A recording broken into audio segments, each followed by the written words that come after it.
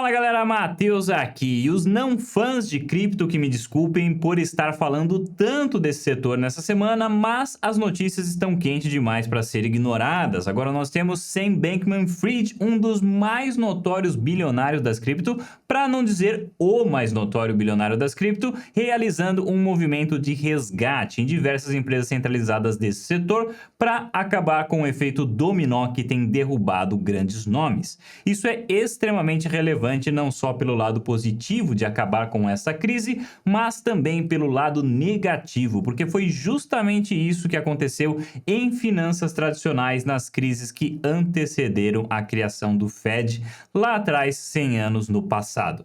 Então, muitos estão se questionando se criptomoeda conseguirá de fato criar as bases para uma evolução no sistema financeiro ou se nós apenas estamos vendo a história se repetir mais uma vez. Vamos falar então sobre tudo isso logo depois da mensagem do nosso patrocinador de hoje. Pessoal, se você está cansado de pagar custos de renovação nos seus domínios da internet, a Unstoppable tem a solução: domínios via NFTs. Uma vez criados, eles serão seus para sempre. Funciona como um NFT comum que pode ser armazenado na sua carteira e vendido quando você quiser sem qualquer custo de manutenção. Como é uma tecnologia nova, alguns navegadores por enquanto precisam de uma extensão para ler os endereços, mas é justamente por ser uma novidade que nomes conhecidos como Silvio Santos ainda estão disponíveis e baratos. Você pode até registrar suas carteiras no NFT e receber pagamentos diretamente, mostrando apenas o domínio em carteiras compatíveis. Veja mais na descrição, tem um vídeo inteirinho mostrando passo a passo para vocês. Beleza, galera, então se você assistiu o meu último vídeo, você sabe que a situação atual é extremamente delicada no setor das criptomoedas. Caso você não tenha assistido ainda, eu altamente recomendo que você pare de assistir esse vídeo agora e vá assistir o de segunda-feira primeiro. Basicamente, nós testemunhamos a Three Arrows Capital, um fundo de investimento extremamente influente que já chegou a administrar 10 bilhões de dólares e agora parece estar se tornando insolvente e fechando as suas operações.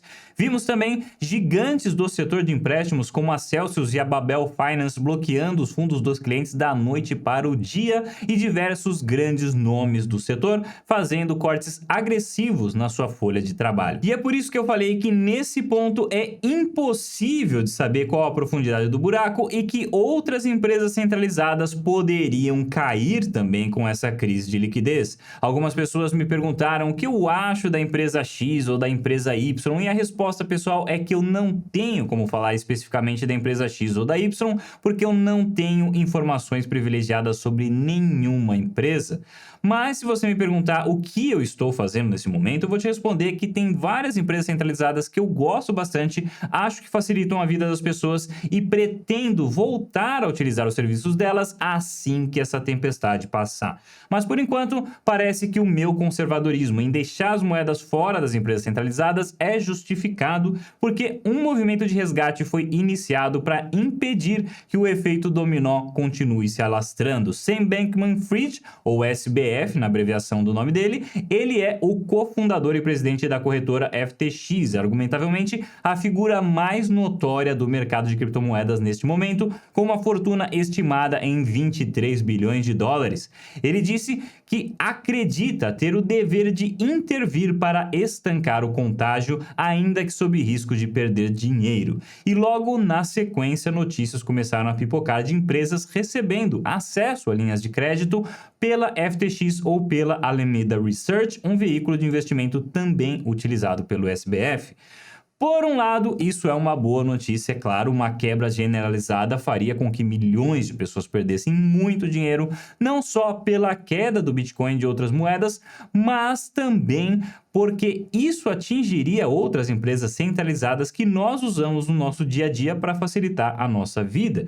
Imagine se todo mundo tivesse que utilizar DeFi para operar cripto e gerar rendimentos. Eu, particularmente, adoro DeFi, mas eu acho que é bem claro para todo mundo que no estágio atual de desenvolvimento que esse ambiente se encontra, não é razoável esperar que a maioria das pessoas tenha tempo ou disposição para aprender todas as nuances e macetes necessários para mexer com DeFi. E é justamente por isso que o SBF resolveu intervir. Ele disse que o investidor do varejo, ou seja, o pequeno investidor, seria extremamente prejudicado se ninguém fizesse nada. Então, se você está tentando entender por que criptomoedas pararam de cair de repente, não é por causa de uma linha desenhada no gráfico, e sim por causa do Sam Bankman-Fried. Será que isso significa que o setor está agora salvo e que nenhuma outra empresa centralizada está em risco? Ninguém sabe ainda. Com certeza, isso aumenta muito a resiliência do setor, pelo menos por enquanto, mas o que dirá até onde vai o bolso do SBF é justamente o cenário macro que continua tão incerto quanto possível. E quando a gente vê os otimistas se apegando na esperança de um fim do conflito na Ucrânia ou na possibilidade da OMS decretar o fim do corona, fica claro que o mercado está desesperado por boas notícias. E existe também o outro lado da questão. Afinal de contas, quais as consequências de longo prazo para esse resgate que o SBF iniciou? Afinal, isso é surpreendentemente semelhante com o que o JP Morgan fez, a pessoa JP Morgan, certo? Quando ela era ainda viva, antes de virar o nome de um grande banco, ele também salvou o mercado dos Estados Unidos no passado.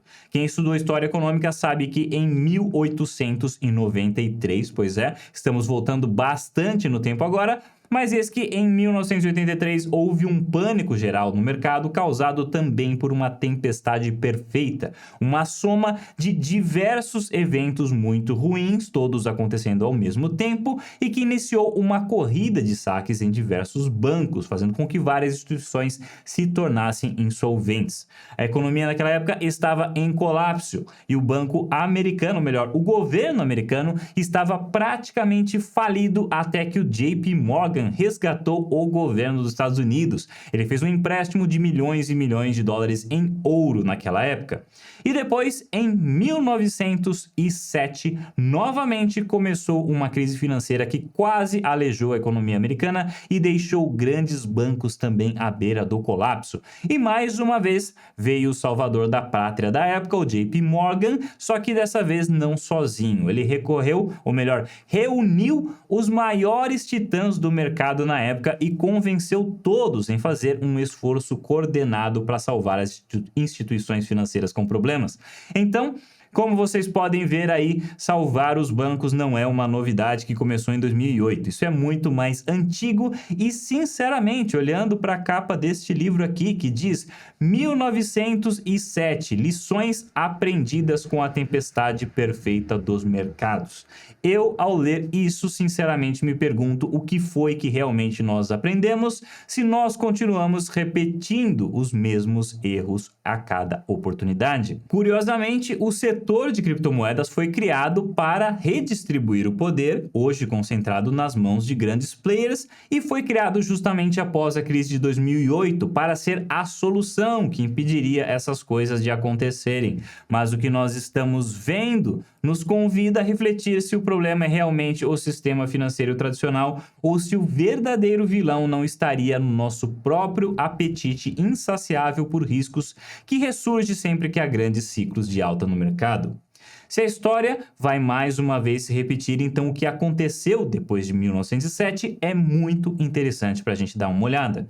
Logo depois, houve um período em que o JP Morgan foi exaltado, afinal de contas ele tinha salvado a pátria mais uma vez, só que, obviamente, ele acabou lucrando com isso. É uma aposta extremamente arriscada colocar dinheiro em empresas que estão sem liquidez e ele poderia ter ido pro buraco com isso, então nada mais justo do que lucrar com o risco que ele assumiu.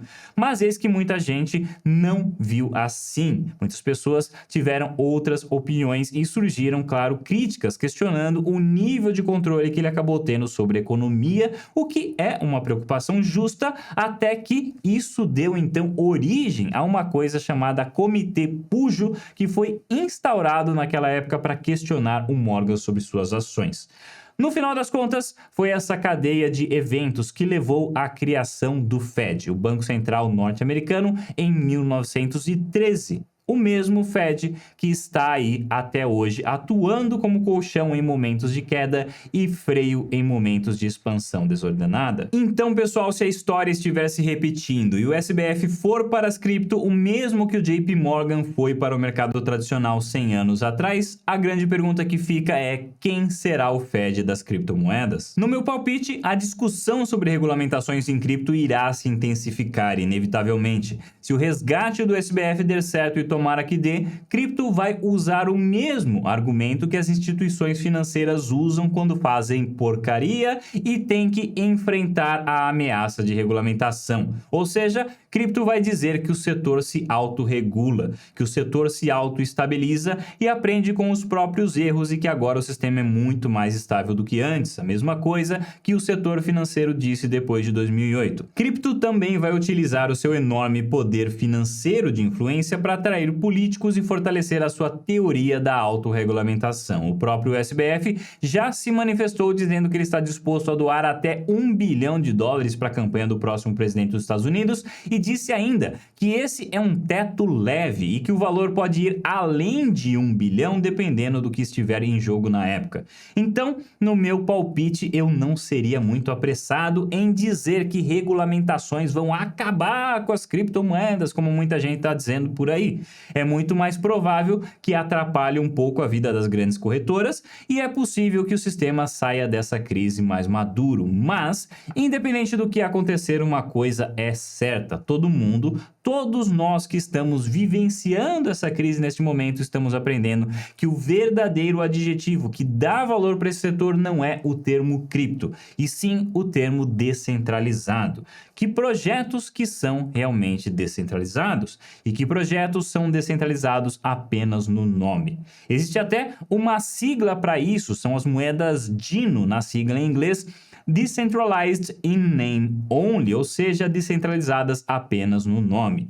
E note que eu estou falando das moedas, dos projetos, eu não estou criticando as empresas centralizadas. As empresas centralizadas, elas vendem comodidade. É muito mais fácil você fazer um Pix para FTX e comprar cripto por lá do que sair na rua tentando trocar reais em papel por Bitcoin para depois conseguir operar em DeFi. Então, empresas centralizadas têm aí o seu papel também e, claro, elas têm o risco também delas, então cabe a cada um decidir quando vale a pena se arriscar e quando não vale. Agora, as moedas, as criptomoedas e os projetos que se dizem descentralizados, esses sim não podem ter centralização. Se a gente quer que cripto dê certo e que seja realmente uma solução para o sistema tradicional, então os projetos precisam ser verdadeiramente descentralizados. Pega Solana, por exemplo. Será que dá para acreditar que Solana é descentralizada depois do que aconteceu nesse fim de semana? Para quem não sabe, uma baleia foi utilizar um protocolo de empréstimos da rede, o Solend,